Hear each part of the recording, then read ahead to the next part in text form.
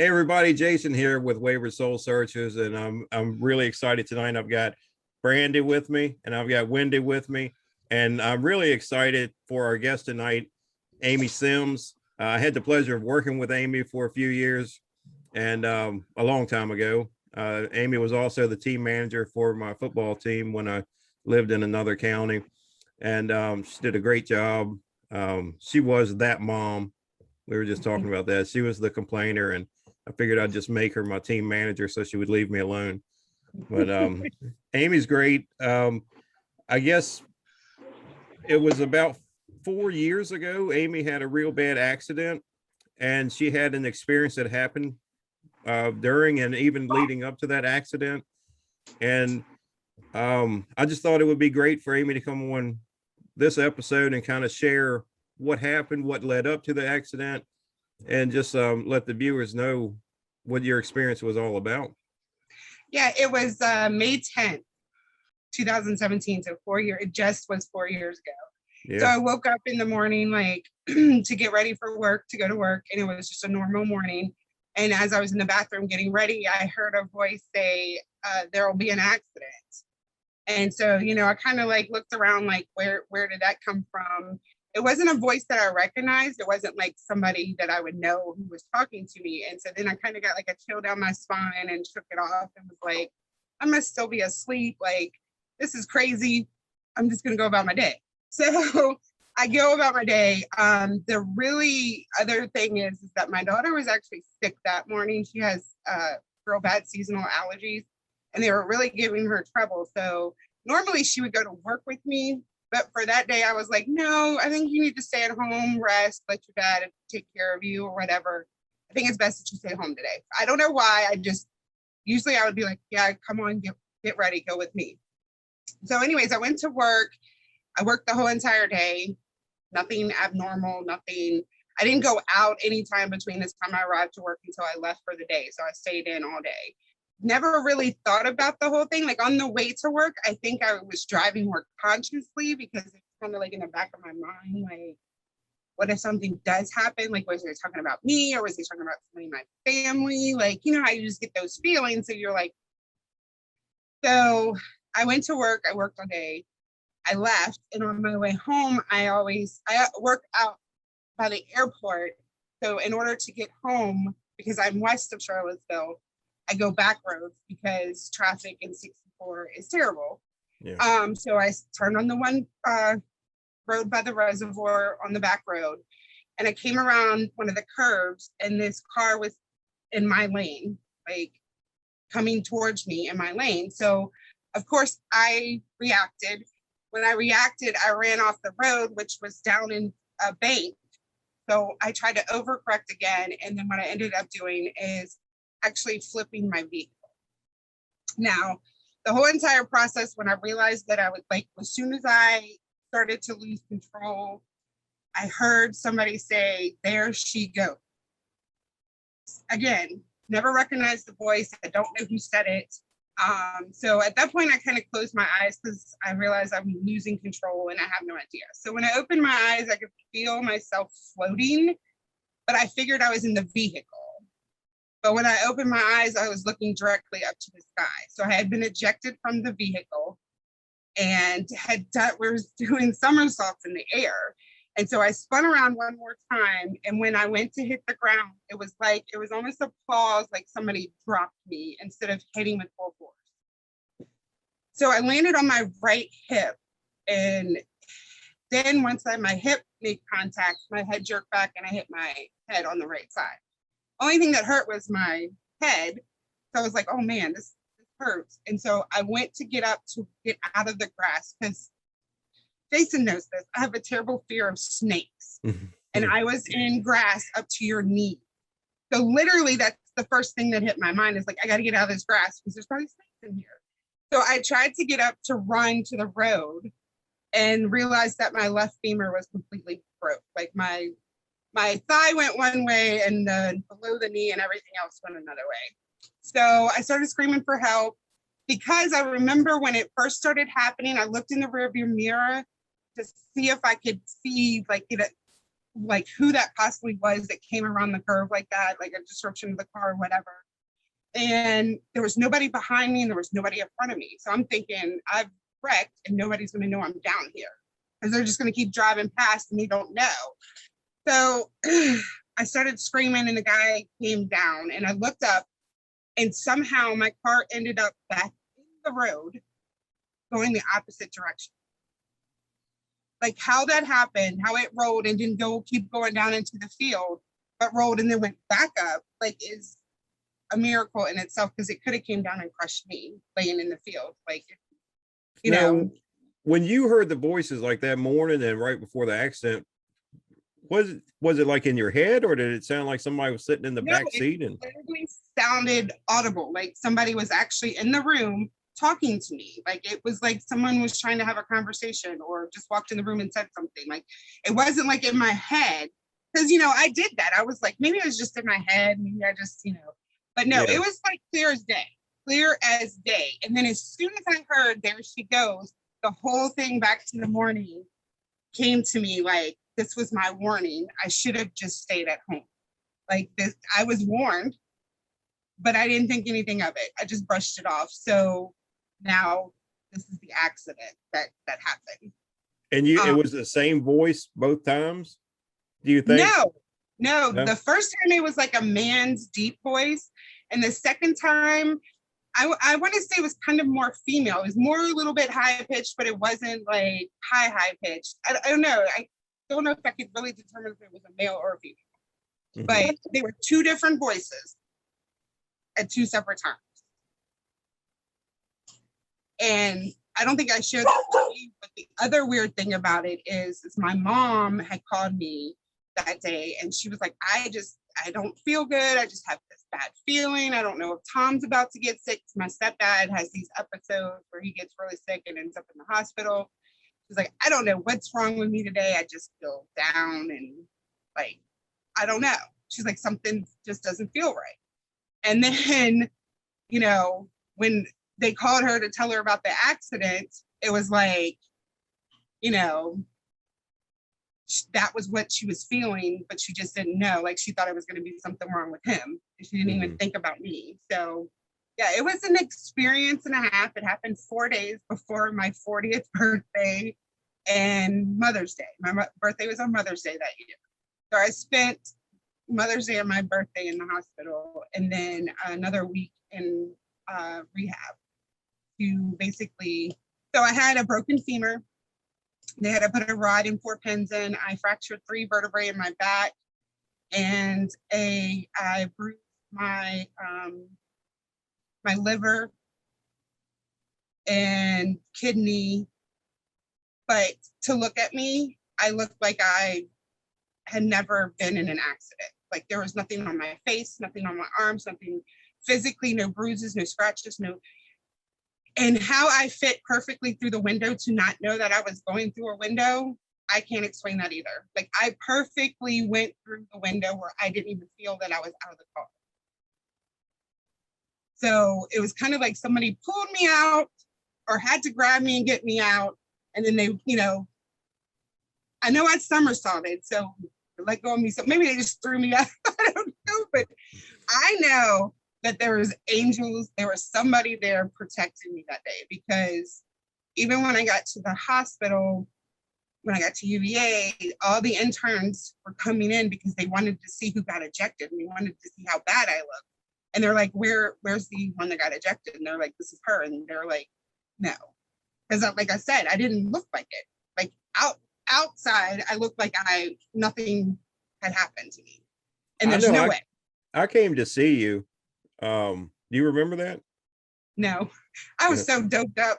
Yeah, you were feeling pretty good when I stopped by there. But you weren't all like scraped up and scratched. So I thought when I guess it was Becca that told me about it.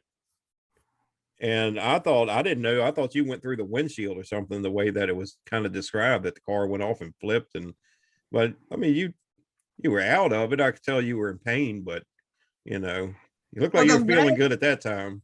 Oh yeah. The leg was like the first full week in the hospital, I don't remember much. People tell me all the time, I came to see you. Oh, you did? did I wake up? And they're like, yeah, you talked to me and everything. I have no idea. Like they had me so medicated. Because they also had to, the night before they could do the surgery, they had to put a rod through my knee because it wouldn't go straight. They tried to wrap it and make it go straight and it wouldn't straighten. So they had to put a rod and weights on me to do that. So like I was in like some severe pain. Yeah. But yeah, I mean, I had one little scratch or bruise on my arm. And I honestly, I don't know if I got that from the accident or if I had it before. Like, but other than that, I had nothing on the outside. It was all on the inside. But even just to walk away with what I had is a miracle. I mean, people get ejected, they get wrapped around the trees, the car comes back and crushes them. It's just the way everything happened. It was perfect timing and it was a miracle that, like, I'm even here now to talk about it. Like, always wear your seatbelt, kids. If you think if somebody was watching after you, who do you think it was? Well, my dad, we had just celebrated, well, not celebrated, but it was 20 years in April that he's been gone. And I always have felt like my dad has watched over. I was a daddy's girl. I was the baby and the only girl of 4 kids. So I was a daddy's girl, definitely. And he was he was Christian. He was very into church. He was very into believing that, there are spirits and there are angels and God and everything. So I really do feel like none of the voices sounded like his voice, but I can see him up there, like saying, hey, go get her, like watch over her, like, whatever. So I feel like he had his hand in it some way, somehow, and maybe I just don't know, but yeah. If it was anybody, it would be my dad. Now, have you ever had that feeling or heard that voice since then? No, I have had feelings before, like the day my dad died.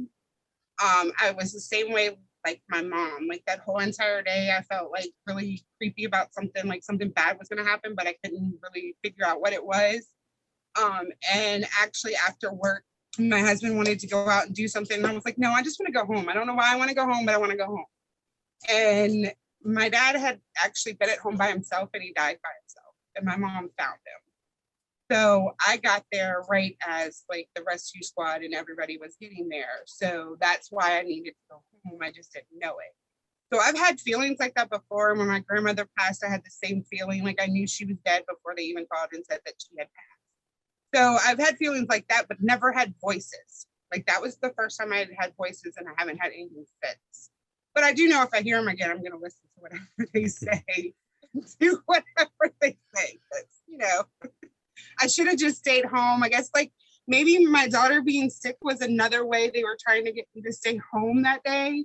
And I just blew both of them off. Like, I just like, no, like I'm going to work. So it wasn't worth it. No, and I think that a lot of people have that, that instinct or, I've never heard a voice, but I've heard, I've had things happen where maybe you should take the other way home or whatever. And, maybe whatever happens, I know before I've said, well, I shouldn't speed through here because the cops or whatever, and there would be a cop there. But that, I don't really want to compare that to what you had, though. That's kind of different. I think yours was a true premonition. I get those feelings too, like where you have your typical way that you go, and then something will just be like, don't go that way. Or you'll just be like, maybe I should go this way today. And so now I don't question it. I'm like, if I have that feeling or it came to me that way, I'm going whatever way it told me to go. Yeah, I don't blame you. So like, I do feel like we have angels or spirits among us, and they can watch over us, and they can, I feel like there's good and evil, but I feel like, if I would have just listened that day and stayed home, I wouldn't have went through it, but then I also wouldn't have experienced what I experienced. Yeah, you wouldn't have known if it was just, in your head or whatever, but now you know. Yeah. Well, I know on our investigation over time, Brandy got more sensitive. Her feelings, am I right? Like with your feelings, they kind of like boosted, like she could, it got to be where when we went to on an investigation, we would go through, like Steve and I would go through and look at the location. We'd look everywhere, but we wouldn't tell Brandy or Heather anything about the investigation. And we would say, all right, you guys tell us where you want the camera set up at. And, you know, Brandy and Heather too would go through and say, this room here. And, you know, when we first started investigating, Brandy wasn't like that, but I think you're more open to it now, I think is what's happened. It's just. I think the Charlottesville house, the Walker house was where it happened. Yeah. When we did the Walker house, something triggered, and I don't know. But the thing is I'm still very skeptical of it myself. So I really don't, I don't know. But I mean, I've proven it several times, but I'm still pretty skeptical of what I feel and what just because that's who I am. I love what we do, but I'm still very skeptical. So I'm even skeptical of my own abilities. It's just who I am. Yeah. Well, I think, like I was saying, you always kind of get like a feeling, almost like a deja vu feeling or something, but I haven't personally known anybody to experience what you did, where you heard the voices like it was, I hear voices in my head, but that's because you're crazy. Yeah, I know they're in my head. If I heard voices, just like started talking to me, I would get concerned, especially after doing investigations. I would think that I really have stuff behind you. Well, I hear stuff in here, but I've never heard a voice in here, but I've heard stuff moving around in here, shuffling or whatever. But yeah, if I start hearing voices, I'm gonna start packing stuff up in here. It's just gonna, and I would never tell Jen. I would never tell my wife, because that would be it. I wouldn't do that either. Oh, and you just said that. You're gonna watch the video? You're gonna cut that one out? Yeah, I'll edit that out. Yeah. I mean, that's a great story, Aimee. It is. It was an experience. And like when I turned 30, I kind of had like a mental breakdown. I was like, oh my gosh, I'm 30. And then I was like thinking about turning 40. And I was like, how am I going to handle 40? But I tell you what, I'm going to handle 50 like a champ. Yeah, I was going to say, I got like a year and a half and I'll be the 5-0. I'm just going to handle that one like a champ. Yeah. And just march right through it, because I'm no longer like, yeah. I might be turning 50, but I only feel 48. Now, I have a question for you, Aimee. So we're as far as angels and the paranormal, are you a believer? Are you a skeptic? How were you before your accident, and has that changed? No, I've always, because I grew up in the church, so I've always known and felt that there are spirits and there are angels. I've heard many stories. One of my favorite authors, she actually wrote a whole complete book about people that she has actually spoken with that were like in accidents or, needed help, or something had happened and they went and somebody helped them. And then when they go back, they're like, nobody works here by that name, or nobody's ever been here that looked like that, or, so it's like, we know those are angels that come and they're helping people. So I completely believe in it. I also believe that there's evil, like there's evil spirits and demons and stuff like that. Like, I feel like we have both. As far as like the going and seeking it out, I've never been interested in that. Like I always joke with Jason, like, I don't want to bring home the bad. Like my luck is I would bring home the bad ones, not the good ones. So I'm gonna let them lie. I'm just gonna let them lie. But I mean, I've seen and heard stories about things happening and nobody can explain it. And all you can say is you have to have some type of belief that it's either angels or it's just a coincidence. I feel like there's spirits among us. So I definitely feel like, there's something greater than us that is with us, but we don't see it. And when we need it, it can be there for us, depending on the situation. And I've always felt like that, but that day definitely, like for a while, I didn't share this with my family. I didn't share with anybody because I was like, they're going to think I'm crazy. You know what I'm saying? They're going to be like, oh, she's crazy, or it's the medication. Because literally all I could say is I ruined everything because the kids were getting ready to get out of school. We were getting ready to go on vacation and everything. And I was like, I've ruined everything. Like, I've ruined everything. And everybody's like, what are you talking about? All this stuff can be replaced. Like, you know, but I'm just like, no, I ruined everything. But then after, like, when I got home and stuff like that, I started talking to them about it and was like, I seriously, like, I wish I would have listened. Mainly, I wanted them to understand that, like, if you ever have that experience, pay attention. Like, don't just brush it off.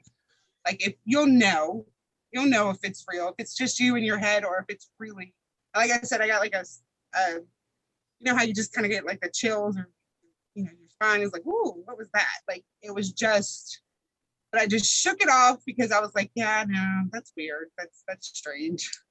But yeah, so I've always felt like there was more to than just us here.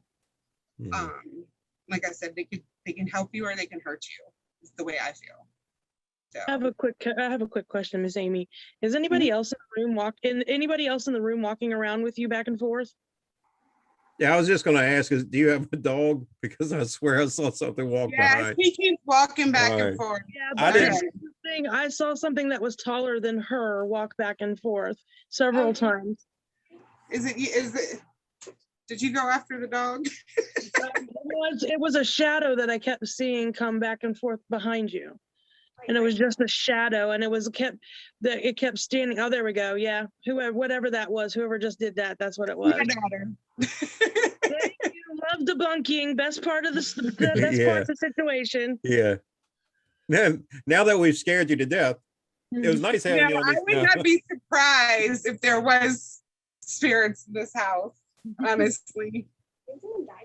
Yeah, a couple of people have died in here, so. Like natural cause, it's not like murder. I didn't kill anybody. Sure. No, that's if stuff like that, I tell people all the time when they start talking about they think their house is haunted, and I'll say, well, if you feed into it, if there is something going on, you're going to bring it out. If you don't want it to be haunted, just don't talk about it, leave it alone, and usually you'll never notice anything. Yeah. But don't get a Ouija board out. Well, Mom always tells me that I am a miracle baby. I was a miracle baby. I was never supposed to be born. She was never supposed to be able to conceive. So she's like, you're a miracle from the very beginning. Like, it was medically impossible for me to have a child, and after my brothers, and here I am. So I feel like, you know, that's another reason like that I am sensitive to that stuff, because I feel like there's a reason and a purpose to be here. Yeah, probably so. And I would also say, if you ever want to go on an investigation to try those skills out a little more, let us know. I'll be the one behind you praying. Yeah. I do that. Jason. Don't get behind Jason. No. I always put people in front of me. He will turn and run right into you. Yeah, I'm brave as anything until I hear something, then that's it. Yeah, our fearless leader is definitely not fearless. Sorry. not at all. Not at all. Don't be telling those secrets on me. I know. Well, I've seen some of the videos, especially the one with who was it, John, that like tripped over the bed and went absolutely crazy that time. Yeah. That was so funny. He's still like that. Yeah. It's like, I'm looking for it. I want to see it, but then I don't. You've got to find the video where I fall off of the air mattress. That's hilarious. That was a great one too. We died. Just flipped right backwards. Yeah, that was at the cabin on 360. Beside your job? The cabin? No, because they sold it to somebody took it down and moved it right into Crozet. It's right on right off of the main drag in Crozet now. Okay. Somewhere over there. But no, I was going to, and then my boss, it was already set up. We were going to do it that weekend or something. I believe it was coming up that weekend, and my boss backed out on me at the last minute for insurance purposes. But we did do the Wayland house right over there in Crozet. Yeah. And my company did the inspections on the Blue Ridge Tunnel.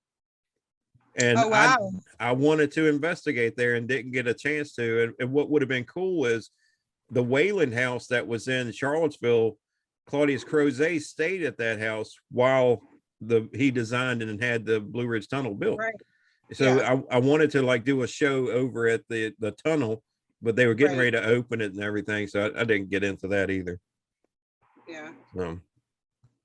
Anyway, but well, Aimee, I really do appreciate you coming on and talking about this stuff. You gave me a couple more notches of believing in angels. But They're here. Absolutely. yeah. Yeah. So anytime you want to Listen. go on an investigation with us, let us know. You know, I don't know about that. I promise I I'm won't do afraid like I of do dark. Brandy and send you into a really dark, Oh no, scary that's place. weird. It's always me. Yeah, I was just talking to somebody the other night about that. It's like when we go somewhere and they're like, yeah, the spirits are angry with women and they don't like women at all. I'm like, we're sending Brandy in here. He's going in there. And we do. You know, here's a flashlight. Yeah. Oh, you don't need a flashlight. Just take this and this. You'll be all right. And make sure you're going live. Yeah. Oh, Lord. I'm afraid of snakes. Do you think I'm going to go into some old creepy place that's abandoned and I have yet to see a snake ghost, so you'll be okay. you talking about the live ones? Yeah. Yeah. All you hear is and then you run. I would. Yeah. As soon as they come out, it's like, hey, Brandy, go check that out. I Yeah. saw something over there. Yeah. Runner. Jensen's like, I'm gonna run over here. Brandy, you take care of that. I wouldn't do that. You lie. I do that. Oh wait, all the Jay, time. are you gonna send me in the boiler room down at St. Albans by myself? Yeah. Or the bowling alley? Yeah. Maybe the morgue. Oh Put you back there. no. Sorry, I'm not doing the morgue. That one, no. Yeah. Well, I know that Steve came up out of the boiling room because he won't say it, but he got scared. I wouldn't tell him that to his face either, but he didn't want to be in there. He said, I just feel uncomfortable down there. So I've been thinking, I was like, we need to send Brandy down there. We'll send Brandy by herself in there. She's not scared though. Brandy will go anywhere. I know, I really will, honestly. I don't know what it is. No. Trying to find it. She'll find it. Yeah.